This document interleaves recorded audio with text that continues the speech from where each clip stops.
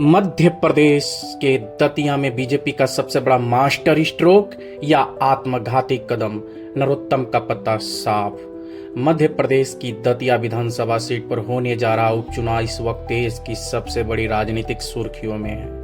BJP ने एक ऐसा चौंकाने वाला फैसला लिया है जिसने सियासी गलियारों में भूचाल ला दिया है। 3 बार के विधायक और पूर्व गृह मंत्री डॉक्टर नरोत्तम मिश्रा का पत्ता काटकर बीजेपी ने आशुतोष तिवारी को मैदान में उतार दिया है। नरोत्तम मिश्रा की 2023 की हार और जमीनी फीडबैक को देखते हुए बीजेपी ने आला कमान के स्तर पर यह बड़ा रिस्क लिया है। आशुतोष तिवारी उमा भारती के करीबी और पूर्व कैबिनेट मंत्री दर्जा प्राप्त को उतारकर बीजेपी नई लीडरशिप और जातिगत समीकरण साधने की कोशिश में है।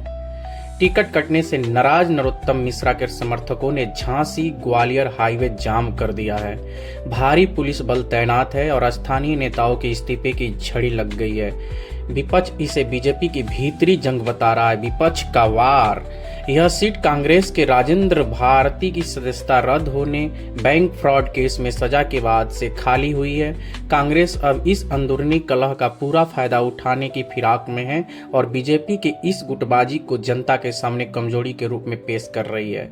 उधर पटना से महासनसनी खबर आ रही है, बांकीपुर 30 घंटे के अंदर बीजेपी प्रत्याशी बदला, विपक्ष का तंज डर गई है बीजेपी। बिहार के बांकीपुर विधानसभा उपचुनाव में तो वो ड्रामा हुआ जिसकी किसी ने कल्पना भी नहीं की थी।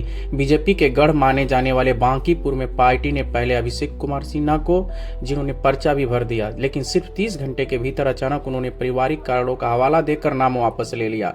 अब बीजेपी ने आनन फानन में 32 वर्षीय जमीनी कार्यकर्ता नीरज कुमार सिन्हा पर भरोसा जताया है। राष्ट्रीय जनता दल आरजेडी की तरफ से रेखा कुमारी मैदान में है, वहीं जनसुराज के प्रशांत किशोर भी इस सीट से चुनावी विषाद बिछा रहे हैं।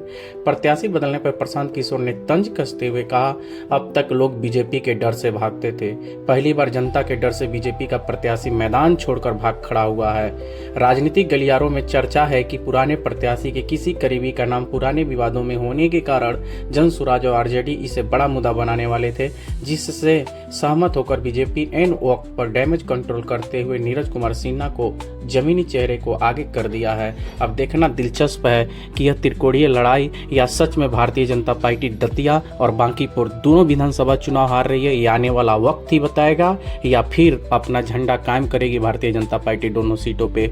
आप देखते रहिए नेशन वन, आप हैं नेशन वन के साथ, राष्ट्र की बात आपके साथ। जय हिंद।